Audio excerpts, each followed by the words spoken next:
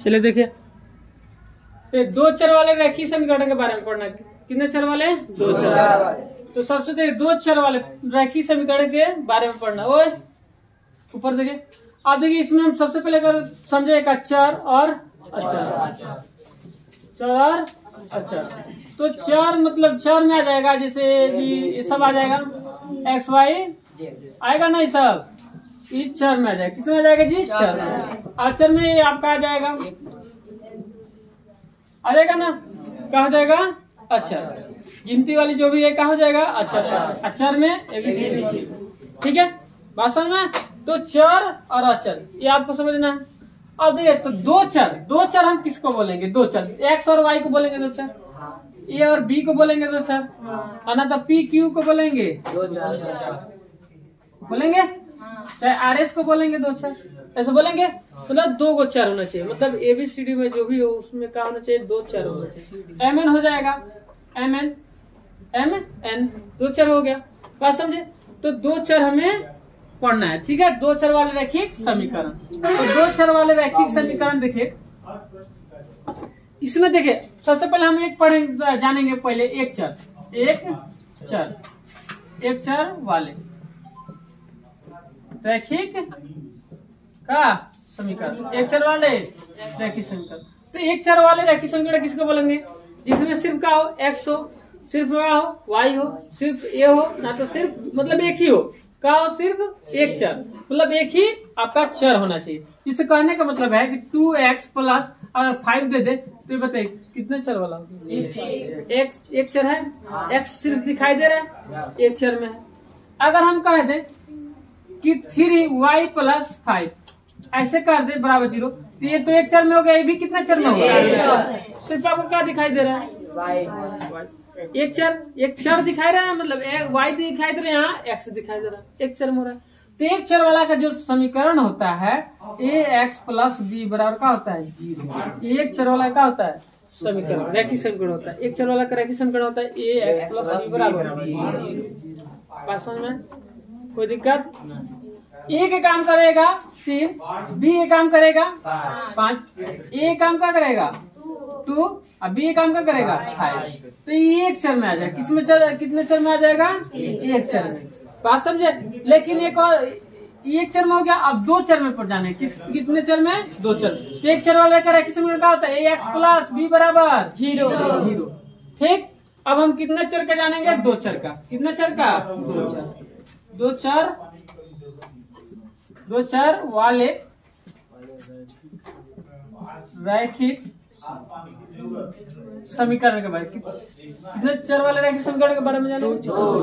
तो दोनों चर होना चाहिए। उसमें कितना चर होना चाहिए? दो, एक्स और वाई हो, चाहे एम एन लीजिए, जो भी हो आपका समीकरण। जैसे हम ले लेते हैं 2x प्लस 3y प्लस 5 बराबर 0। ठीक है, ये क्या हो गया? बात समझ में? कितने चर वाला हो गया? दो चर। इसमें देख रहे एक्स और वाई दिखाई दे रहा है, एक्स दिखाई दे रहा है और वाई, दो चर है कि नहीं है? और देखिए 5x प्लस 7y प्लस 3 बराबर 0, ये कितना चर इसमें हो रहा है? दो चर। अगर हम ऐसे दे दें 2x प्लस 3y बराबर 5, कितने चर वाला हो रहा है? दो चर। इधर से इधर आ जाएगा 2x प्लस 3y प्लस इधर आएगा तो क्या होगा? -5। इधर का बचा 0। कितने चर में हो गया? ये भी दो चर में है। इसके ऐसे भी लिख सकते हैं, इसको हम ऐसे भी लिख सकते हैं। तो कितने चर में हो गया? दो चर में। तो दो चर वाला रैखिक समीकरण है कि नहीं है? दो चर वाला रैखिक समीकरण है। बात समझ में? कोई दिक्कत? बोले।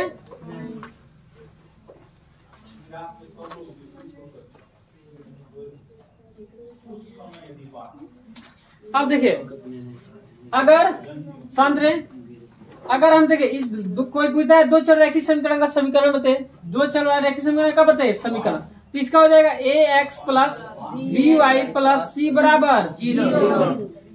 इस समीकरण हुआ। दो चर रैखिक समीकरण का समीकरण याद रखना, A X plus B Y plus C बराबर 0। ए का मान क्या होता है? कभी भी 0 नहीं होना चाहिए। ए का मान कभी भी 0, बी का भी मान कभी भी 0, नहीं सी हो सकता है, सी से कोई फर्क नहीं पड़ता है। ठीक है, ए और बी का मान कभी भी 0 नहीं होना। अब याद है ए काम कौन कर रहा है, बी के काम, सी ए काम कर रहा है। अगर हम ऐसे समीकरण एक दे दे, आपको कहें कि पहचाने दो चर वाला है कि नहीं, जैसे कहने का मतलब ये दे दे कि 2x plus 0 into Y plus 3 बराबर 0। ये बताइए दो चर वाला है? आपको देख रहा है y है, लेकिन ये दो चर वाला नहीं। दो x और y तो दिख रहा है, लेकिन दो चर वाला नहीं। देखिए कैसे 2x, इसमें गुणा करेगा होगा 0 प्लस 3 बराबर 0, जोड़ेगा क्या होगा 2x प्लस 3 हो जाएगा ना बराबर 0। ये दो चर है तो इस यहाँ बोले कि b का मान कभी भी 0 नहीं हो। b की जगह क्या लगा दिए हम 0, तो a का भी मान और b का भी मान कभी भी 0। अगर हम इसी में क्या करते हैं, इसी में अगर इसका मान देखिए, इसका मान हम चेंज, इसका 5y कर दे, इसका मान हम 0 कर दे, ऐसे मान के चलिए। तो इसमें आप गुणा करें 0 होगा प्लस 5y प्लस 3 बराबर क्या हो गया 0।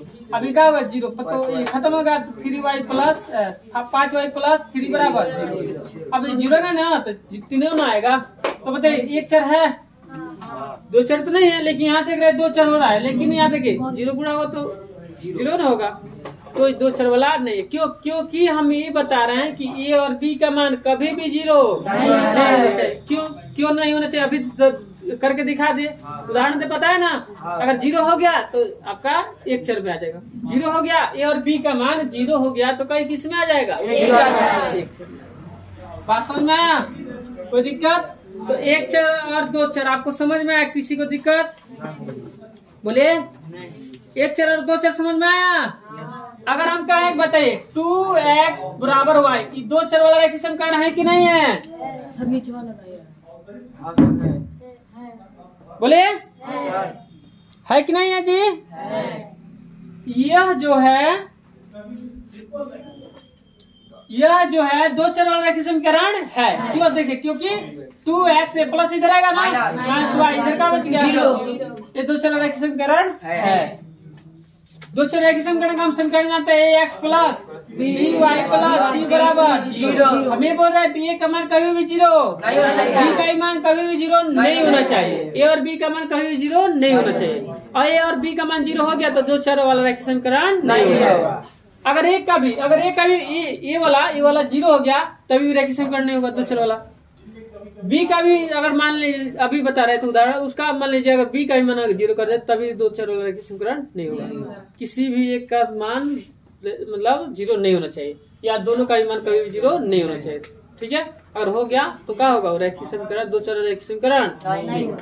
ठीक है, किसी को दिक्कत समझ में आया? इतना एक चर और दो चर। चलिए तो हम प्रश्नावली आप लोग का चालू कर दें। कौन सा प्रश्नावली? प्रश्नावली आपका कौन सा है? 4.1। देखिए ध्यान से, प्रश्नावली 4.1 चालू करें ना। देखिए क्वेश्चन पहला, क्वेश्चन नंबर पहला। ठीक है, क्वेश्चन नंबर कौन सा? पहला। अरे चल देखिए शांत रहिए। पहला क्वेश्चन कह रहा है एक नोटबुक की कीमत एक कलम की कीमत से क्या है, दुगुना है। एक नोटबुक की कीमत कलम की कीमत से क्या है, दुगुना है। ठीक है, सही है। इस कथन को निरूपित करने वाले दो चर वाला एक रेखीय समीकरण लिखिए। कितना चर वाला रेखीय समीकरण है? कितना चर वाला रेखीय समीकरण लिखना है? दो चर वाला, x हो और y हो, मतलब दो को चर होना चाहिए। ठीक है, बात समझ में? अगर हम आपसे कह दें कि आप बताइए कि 2a प्लस 3b प्लस 5 बराबर 0, ये दो चर वाला रेखीय समीकरण है कि नहीं है? दो चर है हो रहा है। तो कह रहा है कि दो चर रेखीय समीकरण हमें बताना है। तो कह रहा है एक नोटबुक की कीमत एक कलम की कीमत से दुगुना है। ठीक, तो इसको क्या कर रहा है, दो चर वाला रेखीय समीकरण के रूप में लिख देना है। अब कह रहा है कि संकेत में दिया, मान लीजिए नोटबुक की कीमत क्या मानना है, मान के बनाना है। नोटबुक की कीमत x और कलम की कीमत y, तो मान के चलते हैं, लिख ही दिया है तो मान लेते हैं माना कि। उसके बाद फिर समझते हैं माना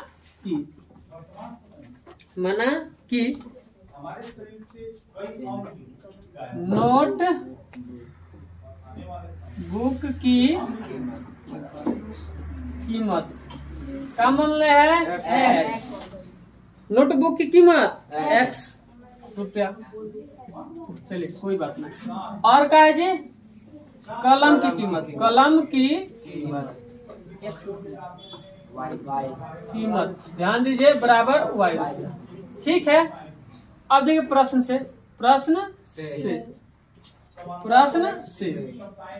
नोटबुक की कीमत हम x मान लिए और कलम की कीमत y। अब प्रश्न में क्या कर रहा है देखिए, प्रश्न से मतलब प्रश्न में क्या कर रहा है देखिए, एक नोटबुक की कीमत कलम की कीमत से दोगुना है, कलम की कीमत से दोगुना। देखिए नोटबुक ये मान के चलिए नोटबुक है, ये मान के चलिए कलम है।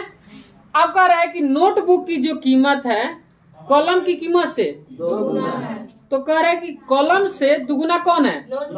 हम कहें कि भाई 10 रुपया मिला था, कै रुपया में ही मिल रहा है, तो जब भाई 10 रुपया मिल रहा है तो इसका कितना रुपया हो जाएगा?